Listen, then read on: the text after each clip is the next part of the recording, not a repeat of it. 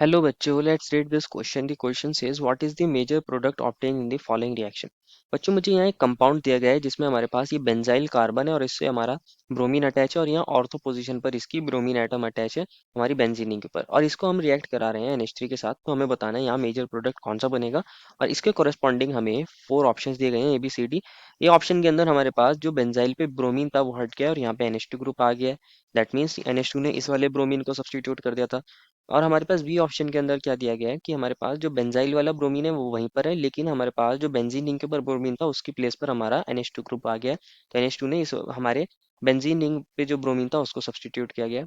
C option में दिया गया है कि हमारे दोनों ही ब्रोमीन सब्सटीट्यूट हो गए हैं bye NH2। And B option के अंदर हमें दिया गया है कि हमारे पास जो हमारा बेंजाइल पर ब्रोमीन था उसको सब्सटीट्यूट कर दिया है NH2 ने, और हमारे पास जो हमारा बेंजीन रिंग पर ब्रोमीन था तो वो चला गया। दैट मीन्स यहाँ पे हमारा हाइड्रोजन आ गया, हाइड्रोजन ने इसको सब्सटीट्यूट कर दिया। तो देखते हैं ये रिएक्शन होती कैसे है, क्या होगा इसके अंदर। फर्स्ट ऑफ ऑल बात करते हैं इस क्वेश्चन में हमारे की कंसेप्ट के बारे में। की कंसेप्ट क्या होगा इस रिएक्शन में हमारे, इसको समझते हैं। बच्चों यहाँ पे हमारे पास न्यूक्लियोफिलिक सब्स्टिट्यूशन रिएक्शन तो होगी, लेकिन ये किस चीज पर डिपेंड करती है, ये डिपेंड करेगी यहाँ पे हमारी बॉन्ड स्ट्रेंथ पे। किसकी बॉन्ड स्ट्रेंथ पे? Bond strength of CBr bond. तो हमारे पास की कंसेप्ट क्या होगा यहाँ पे? Bond strength of CBr bond.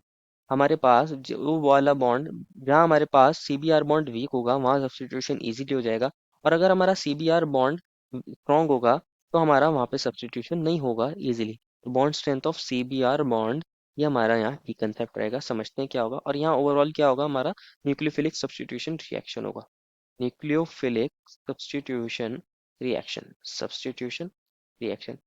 तो देखते हैं कैसी रिएक्शन प्रोसीड करेगी और क्या इसके अंदर प्रोडक्ट बनेगा, इसको समझते हैं। तो हमें जो गिवन कंपाउंड है उसको लिख लेते हैं।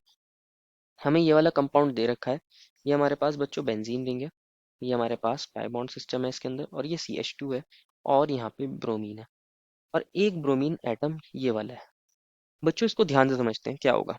अगर मैं पर्टिकुलरली सिर्फ इसकी बात करूं कि मेरे पास ये हमारी बेंजीन रिंग होती अगर, और यहाँ ब्रोमीन एटम अटैच होता, तो क्या होता है हमारे पास ब्रोमीन एटम के पास होते हैं लोन पेयर। लोन पेयर ये क्या कर सकता है, यहाँ अपने इलेक्ट्रॉन्स को डोनेट कर सकता है हमारे बेंजीन रिंग के अंदर, तो ये वाला बॉन्ड यहाँ शिफ्ट हो जाएगा, और हमारे पास यहाँ रेजोनेंस हो सकता है। ये हमारे पास डबल बॉन्ड आ जाएगा, और यहाँ हमारे पास नेगेटिव चार्ज आएगा, ये double bond as it is, और इस ब्रोमीन पे पॉजिटिव चार्ज। अब फर्दर क्या हो सकता है हमारे पास, ये वाला नेगेटिव चार्ज यहाँ जाए तो ये वाला पाई बॉन्ड हमारा यहाँ शिफ्ट हो सकता है। तो अगेन क्या बन जाएगा हमारे पास, यहाँ डबल बॉन्ड नेगेटिव चार्ज, और यहाँ हमारा Br पॉजिटिव। क्या होगा, ये नेगेटिव चार्ज यहाँ जा सकता है, तो हमारे पास ये वाला पाई बॉन्ड अगेन यहाँ मूव करेगा, तो बन जाएगा हमारे पास यहाँ डबल बॉन्ड Br पॉजिटिव, और यहाँ नेगेटिव चार्ज, ये डबल बॉन्ड और एक डबल बॉन्ड ये। अब अगेन ये नेगेटिव चार्ज यहाँ जाएगा और वापस से पाई बॉन्ड ब्रोमीन के ऊपर शिफ्ट हो जाएगा, तो हमारे ब्रोमीन के ऊपर अगेन हमारे लोन पेयर वापस आ जाएंगे लाइक दिस। और ये हमारे पास क्या होती है बच्चों, बेंजीन रिंग। क्या थी? Benzene ring.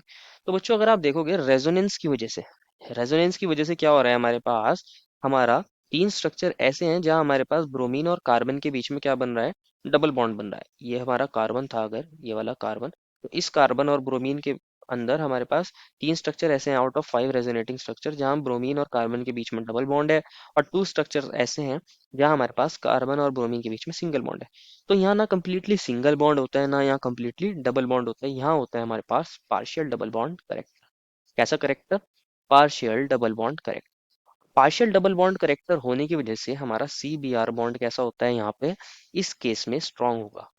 किस केस में स्ट्रांग होगा? अगर मेरा ब्रोमीन डायरेक्टली बेंजीन रिंग से अटैच है, तो यहाँ हमारा स्ट्रांग बॉन्ड होने की वजह से यहाँ न्यूक्लियोफाइल अगर चाहकर भी आएगा, इस वाले ब्रोमीन को यहाँ सब्स्टिट्यूट नहीं कर सकता, यहाँ से ब्रोमीन नहीं निकल सकता, क्योंकि ये बॉन्ड होता है हमारा स्ट्रॉन्ग। कैसा होता है बच्चों हमारे पास? स्ट्रॉन्ग। लेकिन मैं वहीं बात करूं हमारे sp3 हाइब्रिडाइज कार्बन की, जहाँ कॉन्जुगेशन नहीं हो रहा है, तो क्या होगा बच्चों, मान लीजिए हमारे पास ब्रोमीन था, तो एक तो ये sp3 हाइब्रिडाइज कार्बन है, यहाँ से हमारे पास ब्रोमीन इजीली डिटैच हो सकता है, और यहाँ हमारे पास ब्रोमीन Br नेगेटिव एनायन निकल सकता है, क्योंकि यहाँ पे सब्स्टिट्यूशन कंपैरेटिवली इजी होता है। यहाँ पे कोई पार्शियल डबल बॉन्ड करेक्टर नहीं है, ये बॉन्ड काफी वीक है, CBr सिंगल बॉन्ड है, यहाँ पे कोई पार्शियल डबल बॉन्ड करेक्टर नहीं होता।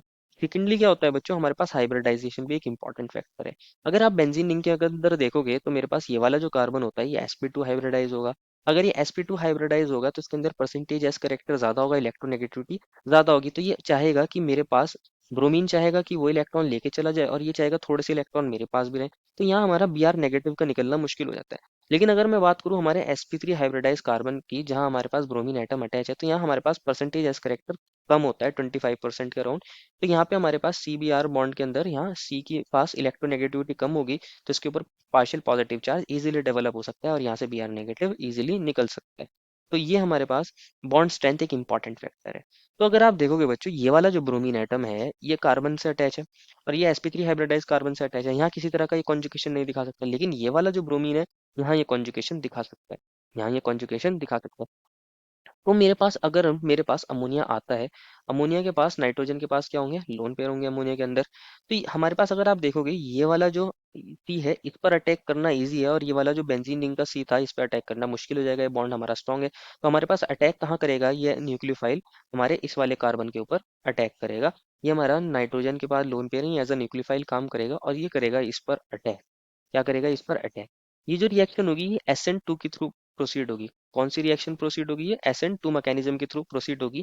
क्योंकि जो मेरा यहाँ पे अल्काइल हैलाइड है ये कैसा है, प्राइमरी है। कैसा है बच्चों, ये प्राइमरी अल्काइल हैलाइड है।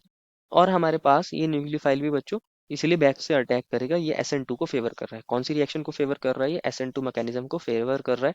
तो मेरे पास यहाँ सिंगल स्टेप के अंदर रिएक्शन हो जाएगी। मेरा NH3 पीछे से अटैक करेगा और यहाँ से Br नेगेटिव निकल जाएगा। तो मेरा प्रोडक्ट क्या बन जाएगा, इसको देखते हैं। मेरे पास ये वाला प्रोडक्ट बन जाएगा, यहाँ मेरा CH2 रहे और यहाँ हमारे पास NH3, और यहाँ N पर आ जाएगा पॉजिटिव। मैं इसको NH3 को ऐसे दिखा रहा हूँ, एक हाइड्रोजन ये रहा और यहाँ मेरा ब्रोमीन था। ये मेरा प्रोडक्ट बन जाएगा। अब क्या होगा, मेरे पास जो Br नेगेटिव है वो क्या करेगा, इस H को एब्स्ट्रैक्ट कर लेगा और ये H अपने दोनों इलेक्ट्रॉन नाइट्रोजन को देके चला जाएगा। तो ओवरऑल मेरा मेन प्रोडक्ट क्या बन जाएगा, ये बेंजीन रिंग है, ये Br है, और यहाँ पे मेरे पास CH2 के ऊपर NH2 आ जाएगा और यहाँ से HBr निकल जाएगा। तो मेरा मेन प्रोडक्ट ये है। और ये वाला प्रोडक्ट हमें सिर्फ एक ही ऑप्शन में दिया है, ऑप्शन नंबर ए में। अगर आप ऑप्शन बी को देखोगे तो हमारे ऑप्शन बी के अंदर हमारे पास ब्रोमीन जो बेंजीन रिंग पर था वो सब्स्टिट्यूट हुआ है, जो कि नहीं हो सकता क्योंकि वो बॉन्ड स्ट्रॉन्ग था। बी गलत हो जाएगा। सी ऑप्शन के अंदर हमारे दोनों सब्स्टिट्यूट हो गए, मतलब जो बेंजीन रिंग के ऊपर था वो भी सब्स्टिट्यूट और दूसरा भी सब्स्टिट्यूट हो गया। तो ऊपर वाला तो सही है बच्चों, ये वाला, लेकिन हमारे पास नीचे वाला सब्स्टिट्यूशन नहीं हो सकता, तो ये गलत हो जाएगा।